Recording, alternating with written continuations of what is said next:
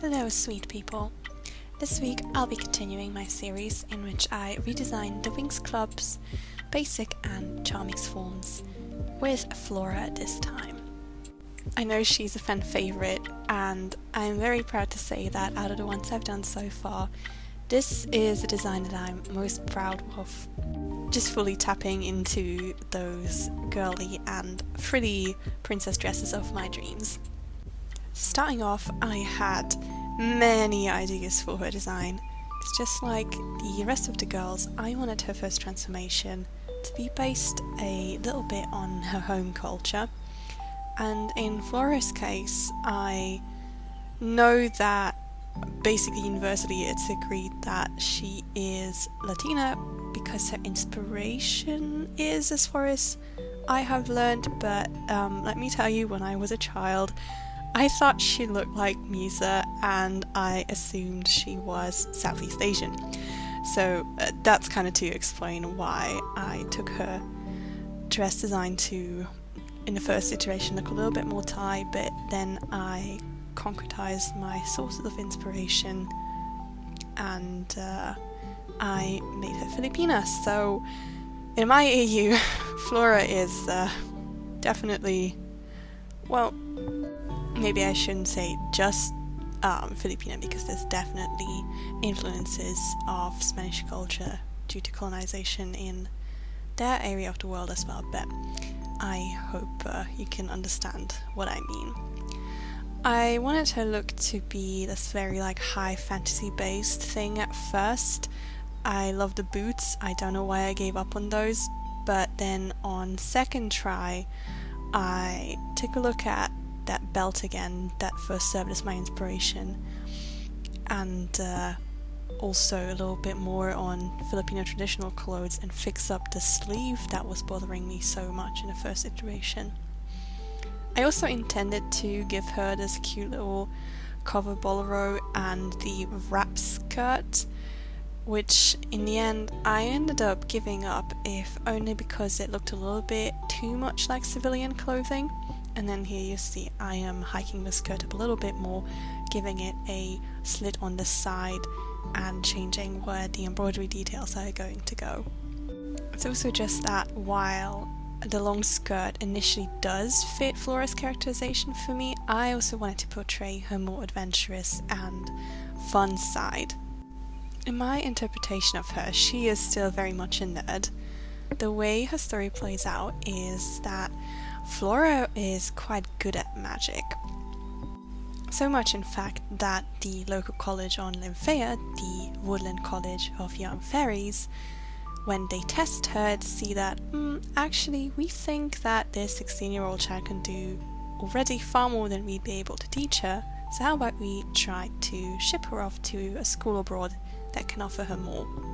Now the difficulty in that is that I have made the weird plague that has infested the Lymphaean forest in season 6 a kind of permanent issue on the planet, so that not many people can leave, and those who do leave seldom return due to the fear of infection and spreading the disease to other planets. So the Woodland College reached out to Althea because, it being a very renowned school and also situated in Magix, which is politically neutral land, so to speak, they thought they'd be able to have the resources to relocate somebody who's coming from such a precarious location. And they did!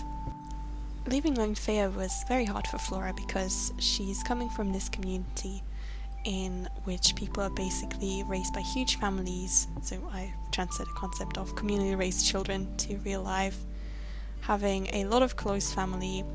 I've kept her little sister of course, but also given Flora 3 half/stepsisters as well, that she all had to leave behind to go to this prestigious school.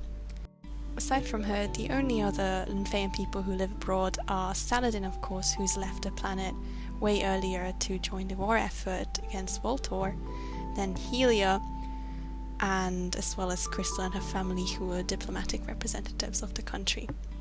So in the initial half of her story, she is quite homesick, and I think that's what strengthens her bond with Bloom, who, despite well, initially of course claiming to be from a very different planet, also struggles with the same issues that she does.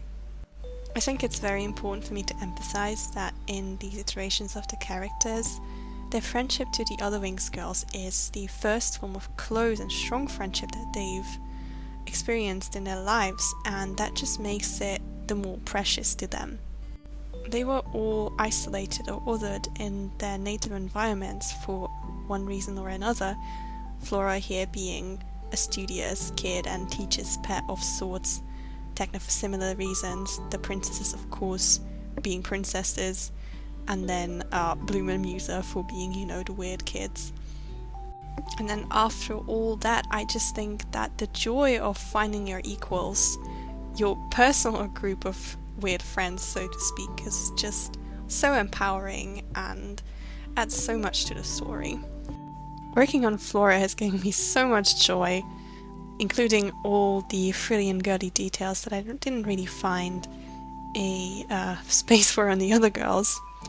The floral sleeves, touch of genius, if I may say so myself, and also I love drawing the embroidery for the transparent little bolero.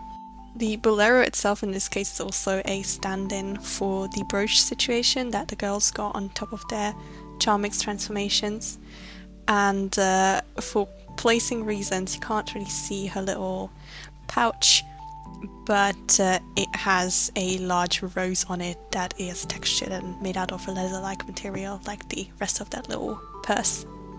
Overall, like 99% of her transformation play into her aspect of her plants, including her wings, which you can see from basic to charmix, turned from green to yellow as if they were a flower bud ready to bloom. But she also strikes me as a maximalist kind of person who would pile on this massive amount of detail and flower accessories onto herself if she could. In the final stages, I was very undecided about colours of the background. I thought I would go with this blue, but in the end you'll see me switch into a green to make her pop a little bit more. I'm fixing one last bit of shadows here, but then that will be all from me for this installment. I hope you enjoyed watching the process. Let me know what you think in the comments, and hopefully I will see you back in another video another time.